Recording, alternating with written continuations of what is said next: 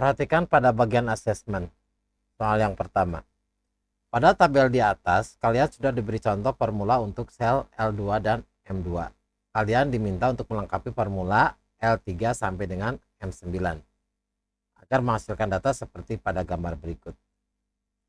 Bagaimana cara menjawab soal seperti ini? Yuk kita bahas.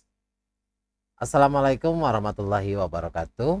Pada video ini kita akan membahas secara lengkap mata pelajaran informatika untuk sekolah menengah pertama atau Madrasah Sanawiyah kelas 8, halaman 37 sampai dengan 38, kurikulum merdeka edisi revisi. Selamat datang di channel YouTube 1001 Ide. Jangan lupa like dan subscribe channel ini. Perhatikan fungsi SUMIFS dan CONIFS. Nama fungsi SUMIFS berasal dari dua kata kunci SUM dan IFS, di mana fungsi ini akan melakukan proses SUM untuk data apabila if memenuhi satu atau banyak kondisi. Demikian juga nama fungsi CONIFS berasal dari dua kata kunci CON dan IFS, di mana fungsi ini akan melakukan proses CON untuk data apabila if memenuhi satu atau banyak kondisi. Penjelasan penggunaan fungsi SUMIFS dan CONIFS adalah sebagai berikut. Di sini fungsi SUMIFS dan inilah fungsi CONIFS. Perhatikan formulanya. Untuk SUMIFS berarti SUMIFS sama dengan SUMIFS dalam kurung SUMRank, kriteria rank 1, selanjutnya kriteria 1, kemudian kriteria rank 2, kemudian kriteria 2 dan seterusnya. Untuk CONIFS formulanya sama dengan CONIFS. Kemudian dalam kurung kriteria rank 1, kriteria 1. Selanjutnya kriteria 2, kriteria rank 2, kriteria 2 dan seterusnya. Keterangannya untuk SUMIFS. SUMRank artinya rank data yang akan dijumlahkan nilainya. Untuk kriteria rank 1 berarti rank data yang menyimpan kondisi yang ditentukan. Kemudian kriteria 1 berarti nilai kondisi yang harus dipenuhi. Pada CONIFS, perhatikan untuk keterangannya. Kriteria rank 1 berarti rank data yang akan dihitung jumlahnya. Dan kriteria 1 berarti nilai kondisi yang harus dipenuhi. Berikut adalah contoh sederhana terkait implementasi fungsi SUMIFS dan CONIFS pada data dengan volume kecil.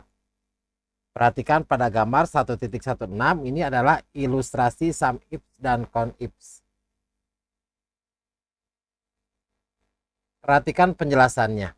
Untuk SUMIFS, perhatikan pada gambar.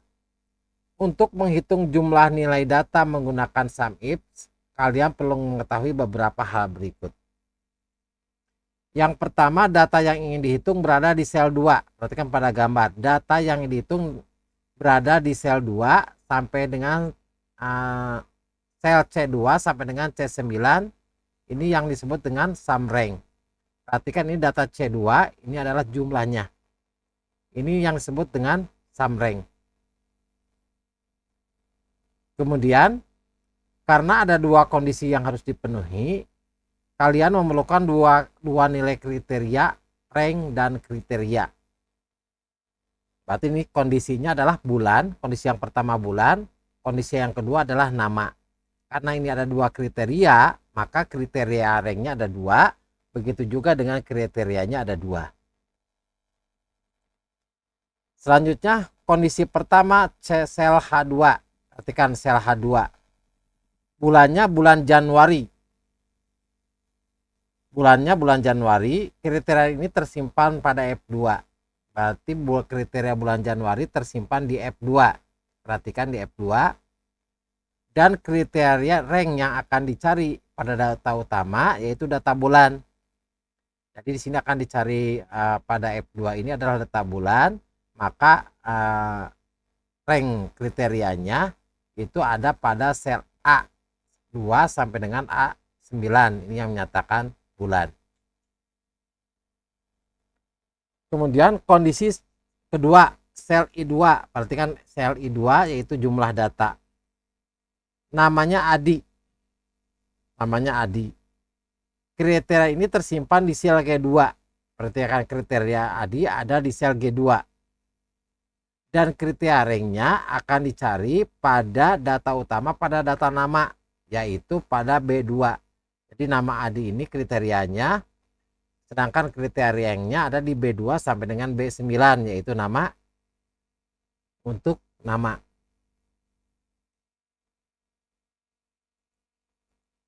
Selanjutnya untuk count IPS. Untuk menghitung banyaknya data, jadi count IPS itu untuk menggunakan untuk menghitung banyaknya data digunakan fungsi count IPS. Berikut ini adalah hal-hal perlu kalian perhatikan dengan baik. Yang pertama ada kedua kondisi yang harus dipenuhi, yaitu bulan dengan nama. Maka kalian memerlukan dua set cerita rank. Jadi karena ada dua kondisi, yaitu bulan dengan nama, maka kriteria ranknya juga ada dua. Begitu juga dengan kriterianya ada dua, yaitu bulan dan nama. Kondisi pertama, sel H2 bulan Januari. Bulan Januari tersimpan pada F2. Kriterianya tersimpan pada F2. Kriteria ringnya ada pada A2 sampai dengan A9. Ini adalah kriteria ring untuk bulan. Kemudian untuk kondisi kedua di sel I2. Di sel I2 ini namanya Adi. Adi itu kriteria Adi tersimpannya di sel G2. Perhatikan di sel G2 untuk nama Adi. Kriteria ringnya itu ada di kriteria ring nama, yaitu pada B2 sampai dengan B9. Perhatikan pada asesmen. Pada tabel di atas kalian sudah diberi contoh formula untuk sel L2 dan M2. Kalian diminta untuk melengkapi formula dari L3 sampai M9 agar menghasilkan data seperti gambar berikut. Ini data yang akan kita hasilkan dengan menggunakan rumus SUMIPS dan CONIPS. Lengkapi juga lembar kerja berikut dengan formula yang tepat. Jadi ini adalah data yang akan kita hasilkan berdasarkan dari sumber datanya, yaitu pada kolom A, B, C, dan D. Ini sumber datanya dari baris 1 sampai dengan baris 25. Ini adalah data yang ingin kita hasilkan. Perhatikan untuk yang pada tahun 2017 untuk kawasan Asia Tenggara, berarti ke Asia Tenggara itu SUMIPS-nya di L2. L2 ini diperoleh rumusnya itu berarti SUMIPS C2 sampai dengan C25 itu sumrank-nya, berarti C25 C2 sampai dengan C25 ini adalah sumrank. Kemudian kriteria selanjutnya C2 sampai dengan C25, kemudian kriteria ranknya yaitu D2 untuk kawasan, berarti D2 sampai dengan D25. Kriterianya ada di kolom K2, ada di sel K2 yaitu Asia Tenggara. Selanjutnya untuk tahunnya berarti kriteria ranknya ada di A2 sampai dengan A25. Dan untuk kriterianya untuk tahun berada di J2. Maka formulanya SUMIPS C2 sampai dengan C25, kemudian D2 sampai dengan D25, K2, kemudian A2 sampai dengan A25, kemudian kriterianya J2. Bagaimana untuk M2? Berarti M2 itu CONIPS yang M2, yaitu yang 4. Ini diperoleh dari isi formulanya, berarti CONIPS berarti kriteria ranknya karena ini Asia Tenggara berarti K2, kriterianya berarti D2 sampai dengan D25. Kriterianya yaitu Asia Tenggara ada di K2. Selanjutnya untuk tahunnya berarti kriterianya dari di A2 sampai dengan A25. kriterianya ada di J2. J2 itu berarti 2017. Kemudian untuk Asia Selatan, tahunnya tahun 2000 yang ketiga, berarti baris yang ketiga, tahun 2013, ini Asia Selatan, sel L3. Sel L3 itu di sini berarti 593.405, ini diperoleh dari sum IPS C2 sampai dengan C5, di mana di sini untuk sum ranknya, kemudian D2 sampai dengan D25 untuk kriteria rank yang pertama. Ini K3. K3 itu berarti kriterianya. K3 itu berarti Asia Selatan. Selanjutnya kriteria ranknya yang kedua yaitu A2 sampai dengan A25 untuk tahun. J3 adalah kriterianya tahun yaitu 2017. Kemudian untuk M3 berarti count IPS D2 sampai dengan D25. Kemudian K3. K3 itu untuk kriterianya yaitu Asia Selatan. Kemudian A25 sampai dengan A2 sampai dengan 25 berarti kriteria ranknya untuk tahun, dan J3 berarti T tahunnya yaitu di 2017. Untuk tahun 2017 kawasan Asia Timur ini sel di sel L4, berarti L4 itu sel L4 yang hasilnya nanti 1.260.799. Ini diperoleh dari formulanya sama dengan sum IPS C2 sampai dengan C25, kemudian D2 sampai dengan D25, kemudian kriterianya K4. K4 itu berarti Asia Timur, kemudian A2 sampai dengan A25, kriterianya J4. J4 itu berarti tahun 2017. Untuk M4 berarti count IPS D2 sampai dengan D25, kriterianya K4, kemudian A2 sampai dengan A25, kriterianya J4. Selanjutnya nomor 5, tahunnya tahun 2017, kawasannya Eropa. 2017 Eropa, berarti sum IPS ini 752.366 diperoleh dari sum IPS C2 sampai dengan C5, kemudian D2 sampai dengan D25, kriterianya K5. K5 itu yaitu Eropa. Kemudian kriterianya A25 sampai dengan A2 sampai dengan A25. Ini kriterianya 2017 J5. Kemudian count IPS-nya berarti count IPS-nya yang nilainya 3. Berarti sama dengan count IPS D2 sampai dengan D25 untuk selnya. Kemudian K5 untuk kriterianya yaitu Eropa. A2 sampai dengan A25 kriterianya J5 yaitu tahun 2017. Untuk yang 6 berarti tahun 2018 Asia Tenggara. Berarti Asia Tenggara ini untuk kolom L6. Berarti formulanya sum IPS C2 sampai dengan C25, kemudian D2 sampai dengan D25. Selanjutnya kriterianya K6. K6 itu berarti K6 yaitu Asia Tenggara. Kemudian A2 sampai dengan A25, kriterianya J6. J6 tahun 2018. Untuk count IPS-nya berarti count IPS D2 sampai dengan D25, kemudian K6, A2 sampai dengan A25, J6. Kemudian untuk berarti sekarang sum IPS yang L7. L7 tahun 2018 kawasannya Asia Selatan, berarti sum IPS C2 sampai dengan C25, kemudian D2 sampai dengan D25, K7 untuk kriterianya. K7 itu berarti Asia Selatan. A2 sampai dengan A25, di sini J7, berarti J7 itu 2018. Maka untuk count IPS-nya, untuk count IPS berarti sama dengan count IPS D2 sampai dengan D25, kemudian K7, A2 sampai dengan A25, J7. Nomor 8 tahun 2018 Asia Timur. Ini sel L8 yang hasilnya 1.097.775. Ini diperoleh dari isi formulanya itu sum IPS berarti C2 sampai dengan C25, kemudian D2 sampai dengan D25, kriterianya K8. K8 itu Asia Timur. K8 Asia Timur. A2 sampai dengan A25, kemudian J-nya J8. J8 itu 2018.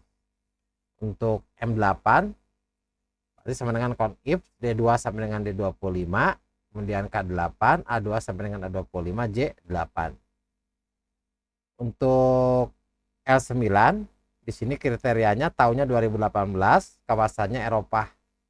Berarti yang hasilnya itu 772.069. Berarti sum if C2 sampai dengan C25 itu untuk sum ranknya. Kemudian D2 sampai dengan D25 ini kriteria yang pertama, yaitu untuk kawasan. Kemudian kriterianya K9. K9 itu Eropa, kawasannya adalah Eropa. Selanjutnya kriteria yang pertama berarti A2 sampai dengan A25 untuk tahun, dan kriteria tahunnya J9 yaitu 2018. M9 nya conif D2 sampai dengan D25, kemudian K9, selanjutnya A2 sampai dengan A25, J9. Soal nomor 2, pada aplikasi lembar kerja, apabila kalian langsung copy formula pada sel L2 ke sel L3 sampai L9, apakah hasilnya benar? Perhatikan, ini L2, kita copy ke L3 misalnya. Pada aplikasi lembar kerja, apabila formula pada L2 langsung disalin ke sel L3 sampai L9, hasilnya tidak akan benar karena rank datanya akan berubah. Kita kasih contoh. Pada L2, rank yang digunakan untuk sum rank yaitu C2 sampai dengan C25. Perhatikan, pada L2 sum rank yang akan digunakan, sum rank itu berarti yang C2 sampai dengan C25. Hasil kopinya pada sel L3, ring yang digunakan untuk sum rank ini akan berubah. Ketika dari L2 ini kita langsung copy ke L3, maka untuk sum rank yang asalnya C2 sampai dengan C25, dia akan berubah menjadi C3 sampai dengan C26. Itu dan seterusnya untuk sel berikutnya. Misalkan untuk sel L4, maka untuk sum ranknya bukan C2 sampai C25, berarti C4 sampai dengan C27. Jadi tidak bisa langsung di copy. Apa yang harus ditambahkan pada formula di sel L3 agar formulanya dapat di copy langsung ke sel lain? Agar formula tidak berubah ketika disalin ke sel lain, semua selnya yang nilainya tidak akan berubah perlu diberi tanda string sebagai keterangan dari absolute reference. Maka hasil formula pada L2, perhatikan pada L2, jadi untuk yang datanya, yang selnya tidak akan berubah ketika di copy ke sel lain, maka kita kasih keterangan absolute reference, yaitu memberi tanda string, yaitu tanda $. Perhatikan untuk C2 sampai dengan C25, karena sel ini ketika di copy harus tidak berubah, maka diberi tanda string. Arti string C, string 2 sampai dengan string C, string 25. Ini datanya ketika di copy, selnya tidak akan berubah. Begitu juga untuk yang D2 sampai D25, berarti string D, string 2 sampai dengan string D, string 25. Selanjutnya, untuk A2 sampai dengan A25 juga ketika di copy, ini selnya tidak berubah, maka harus diberi juga tanda absolute reference, berarti string A, string 2 sampai dengan string A, string 25.